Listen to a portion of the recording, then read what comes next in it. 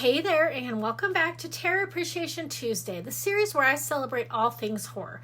The films, books, folklore, writers, directors, actors, sound design, and the creative craft that turns ordinary into the terrifying. And today's spotlight is one of the most versatile and unsettling horror concepts ever created: cursed objects. They don't stalk you, they don't scream, they don't run. They sit, they wait, and eventually they work. Cursed objects are powerful because they corrupt the familiar. A doll shouldn't be dangerous. A book shouldn't ruin your life, and a mirror shouldn't watch you back. Horror, it thrives on violation. The idea that something safe has suddenly become unsafe. Cursed objects don't invade your space. They become a part of it. They sit on shelves. They're found in closets, in basements. They're close enough to touch. That proximity creates intimacy, and intimacy creates fear. But this trope didn't begin with film. Folklore across cultures is filled with cursed or haunted objects. Relics tied to violent deaths, items used in rituals, heirlooms passed down with warnings, objects taken when they shouldn't have been. These stories weren't just meant to scare. They were meant to teach. Don't steal. Don't disrespect the dead. Don't ignore the rules.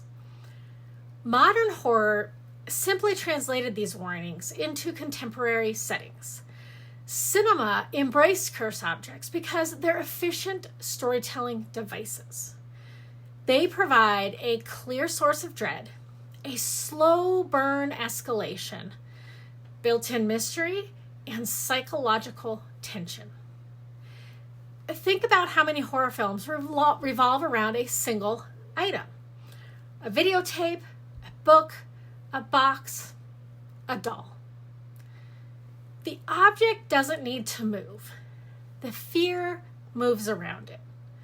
The audience watches characters slowly realize the truth, and that delayed awareness is where tension lives. From a craft perspective, cursed objects are incredibly effective.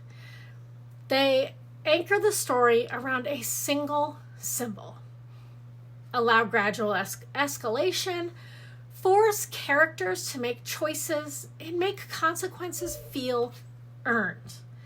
The curse isn't random, it's activated. And that activation, touching the object, keeping it, ignoring the warning, makes the horror feel personal. The audience doesn't just fear the object, they fear making the same mistake. Cursed objects excel at turning safe spaces into hostile ones. Homes, bedrooms, family heirlooms. The horror comes from losing control over your own environment. Realizing that the threat didn't break in, you carried it inside. That loss of control taps into deep, universal fears: contamination, inheritance, unfinished business, the past refusing to stay buried.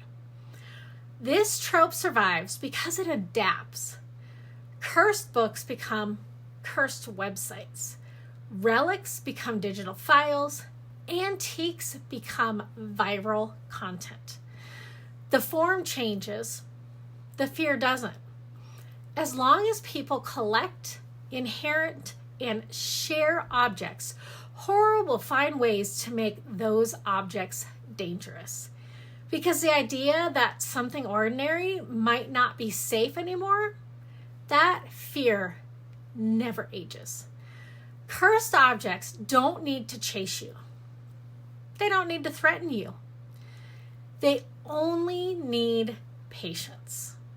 Because the most terrifying realization isn't that something evil exists, it's that you welcomed it in.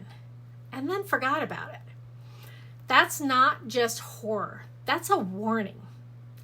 If you want a deeper dive into cursed objects, horror folklore, and the storytelling craft behind these kinds of narratives, I explore that further on this channel. So like, comment, and subscribe if you want more deep dives.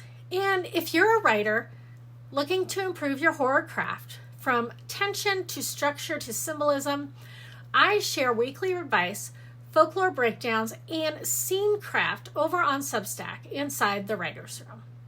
So, until next time, don't keep what doesn't want to be kept.